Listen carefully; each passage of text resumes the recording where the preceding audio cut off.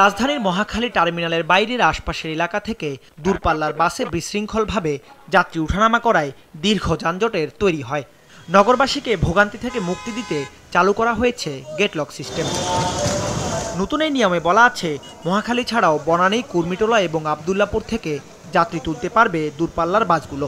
কিন্তু এই নিয়মকে বুড়ো আঙ্গুল দেখিয়ে যত্রতত্র বাস থামিয়ে যাত্রী তুলতে দেখা গেছে চালক ও পরিবহন শ্রমিকদের।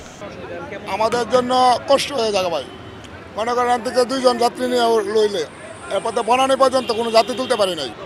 যাত্রী আনা সবাই উড়াইতেছে, আমরা উড়াই, বুঝছেন? মানে নিয়ম মনে করুন সবাই নিয়ে গেলেন একরকম। মহাজন আমদামি পাইতেছে না, আমরাও পাইতেছি না, তেলের ভর্তুকি চলতেছে, এই পর্যায়ে চলতেছে আর কি। গাড়ি জমার টাকা উঠতেছে না সম্পূর্ণভাবে। রাজধানী এয়ারপোর্ট এলাকার সড়কের চিত্র এটি। এখানে বাস দাঁড়ানোর নিয়ম না থাকলেও রাস্তার মাঝে বাস থামিয়ে এভাবেই যাত্রী তুলছে পরিবহনগুলো।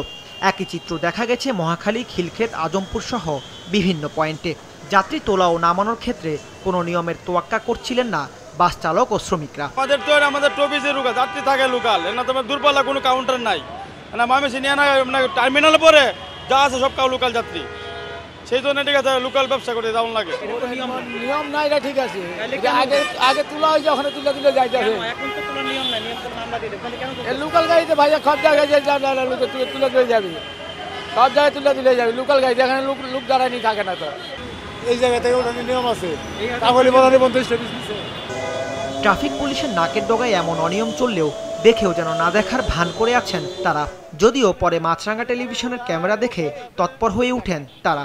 তো আপনারা দেখলাম আপনি দায়িত্ব থাকার অবস্থায় এখানে লোকজন তারা আপনার সামনে যাত্রী তুলতেছে, যাত্রী উঠাচ্ছে, আপনি কিছু বলতেছেন না কেন? স্যারদের সামনে জিজ্ঞেস করেন, আপনি কেন কিছু করতেছিলেন না? আপনার সামনেই তো তুলতেছে।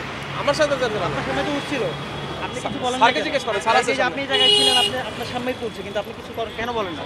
আমি কি মামলা দিতে পারি গাড়িতে? না, আপনি তো আটকাইতে পারেন, আপনার স্যারকে ডাকতে পারেন, আপনি কিছু করেন না, সেটা কেন? স্যারের সাথে কথা বলেন। এটা যদি গেলে সে ইয়া করে থাকে, তাহলে ওনার সামনে যদি গেলে হয়ে থাকে, তাহলে জিনিসটা হওয়া উচিত হয়নি। নিয়মটা কি আসলে আপনাদের? নিয়মটা হচ্ছে গাড়ির গেট লক হবে, আপনার টার্মিনাল থেকে গেট লক করে বেরিয়ে আসবে। তারপরে হচ্ছে আপনার খিলক্ষেত পর্যায়ক্রমে যে সমস্ত জায়গায় স্টপেজ করে দেওয়া হয়েছে সেখানে গাড়ির লোকজন নিতে পারবে। দায়িত্ব এড়ানোর কোনো সুযোগ নেই। আমাদের সিনিয়র স্যার অল টাইম মনিটরিংয়ের মধ্যে আছে, সব জায়গায় সিসি ক্যামেরা আছে, আমাদের স্যাররা বক্সের থেকে মনিটরিং করছে।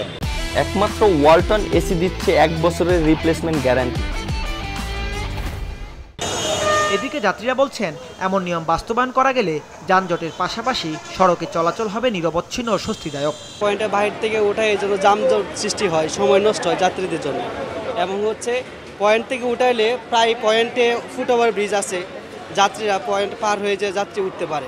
নয়তো কি করে যে কোনো জায়গায় দাঁড়াইলে যাত্রী রাস্তা ওভারটেক করতেছে, এই জন্য যাত্রীদের জন্য সমস্যা। বাসের ভিতরে অতিরিক্ত যাত্রী তোলা না হয় তাহলে অবশ্যই এটা আমাদের জন্য ভালো, এবং কর্তৃপক্ষকে আমি ধন্যবাদ জানাই এই উদ্যোগের জন্য।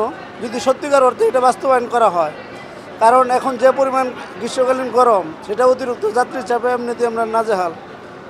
অতএব এই ধরনের যদি বাস্তবায়ন হয়, ইনশাল্লাহ সাধুবাদ জানাই। যানজট কমাতে আন্তজেলা বাস সার্ভিসের পাশাপাশি সিটি সার্ভিসকেও একই নিয়মে আনতে হবে বলে জানায় সংশ্লিষ্টরা। দাউদ হাসান, মাছরাঙ্গা সংবাদ, ঢাকা।